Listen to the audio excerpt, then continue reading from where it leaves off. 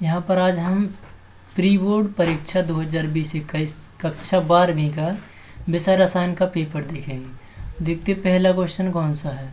तो पहले क्वेश्चन में क्या है, सही विकल्प है। तो पहले हम सही विकल्प करेंगे।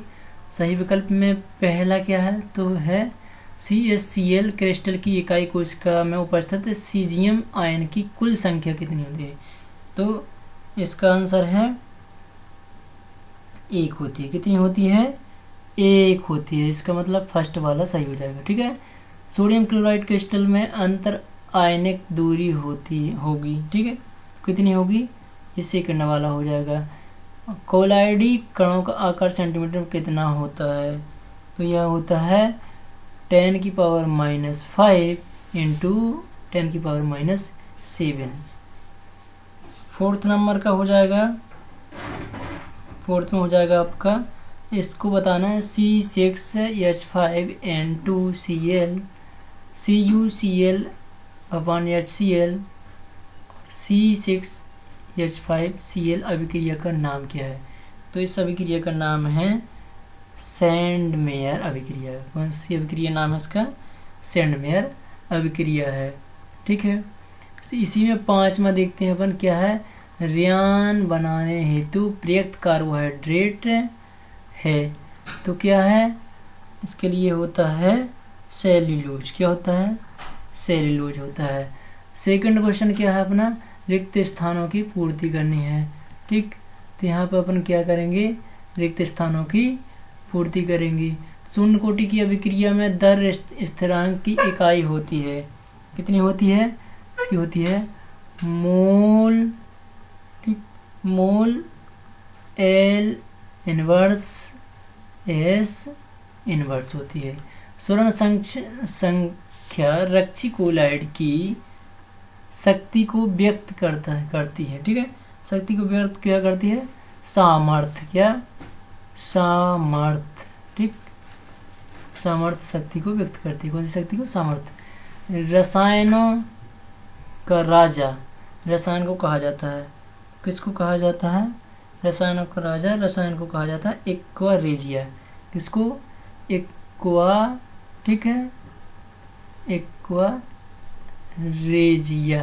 ठीक है, एक्वा रेजिया को कहा जाता है। ठीक है। नेक्स्ट है, प्रथम संक्रमण श्रेणी धातु के अतिरिक्त शेष सभी धातु मानक अपचयन विभाव और जो भी है। तो इसका फोर्थ नंबर का क्या है, संक्रमण। क्या, संक्रमण धातु के अतिरिक्त, क्या, संक्रमण।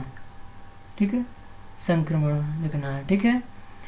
नेक्स्ट है, फिफ्थ नंबर का क्या है, निकिल कोबाल्ट 4 में प्रकार का संकरण पाया जाता है।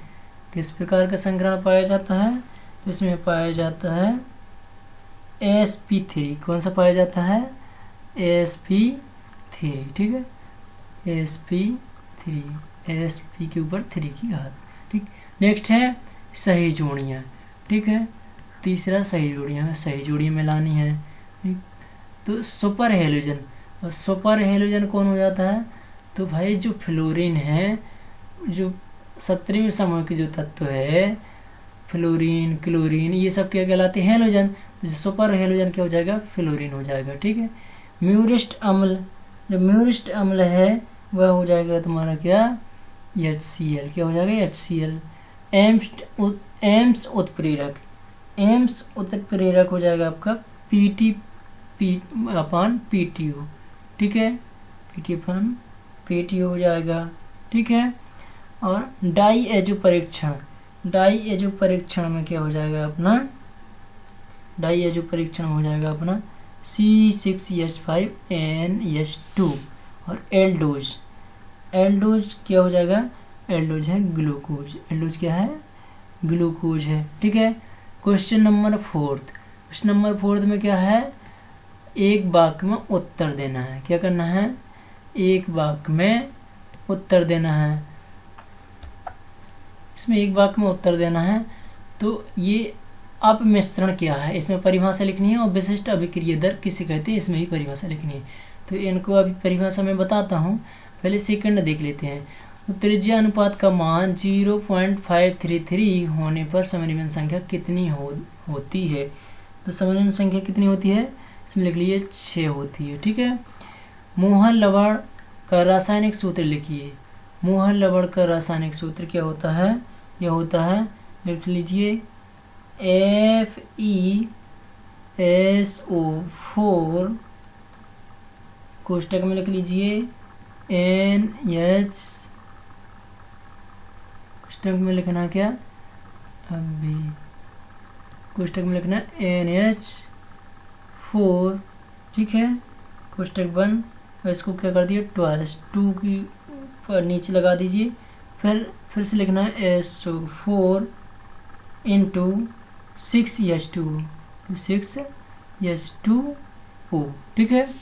अब 5वां क्या है, तो RNA में पाए जाने वाली उन नाइट्रोजीनियस क्षार का नाम बताइए जो DNA में नहीं पाई जाती। तो वो कौन सी है, यूरेसिल। क्या है, यूरेसिल। ठीक है, कौन सी है, यूरेसिल। ठीक, यूरेसिल है। ठीक, अब कौन सा देखना है हमें, अब देखना पहला। और पहला में लिख लीजिए अपमिश्रण क्या है। ठीक है, तो अपमिश्रण में लिखना है किसी अर्धचालकता की चालकता बढ़ाने के लिए अशुद्धि मिलाने अपमिश्रण कहती है। ठीक है, अशुद्धि मिलाने को अपमिश्रण कहते हैं। एक बार और लिख लीजिए, किसी अर्धचालकता की चालकता बढ़ाने के लिए अशुद्धि मिलाने को क्या कहते हैं, अपमिश्रण कहती है। थर्ड वाला विशिष्ट अभिक्रिया दर किसे कहते हैं। तो इसमें लिख लीजिए यदि रासायनिक अभिक्रिया की वेग समीकरण में उपस्थित अभिकारकों की संख्या का पदों गुणनफल इकाई हो तो उस अभिक्रिया को वेग ही विशिष्ट अभिक्रिया वेग कहलाता है। एक बार और लिख लीजिए, यदि रासायनिक अभिक्रिया की वेग समीकरण में उपस्थित अभिकारकों की संख्या का पदों का गुणनफल इकाई हो तो उस अभिक्रिया का वेग ही विशिष्ट अभिक्रिया वेग कहलाता है, जिसे हम क्या कहते हैं, विशिष्ट अभिक्रिया दर कहते हैं। ठीक है, तो आपने लिख लिया होगा। तो आई होप आपको सब समझ में आया होगा। तो यदि मैं और भी क्वेश्चन इसमें सॉल्व करता हूँ तो ये वीडियो बहुत बड़ा हो जाएगा, इसलिए मैं और नेक्स्ट पार्ट लेकर के आऊँगा। ये पार्ट 1 है, इसी पेपर का नेक्स्ट पार्ट लेकर के आऊँगा, तो उसको देखिएगा और उसमें आपको सारे उत्तर मिल जाएंगे। Thank you for watching.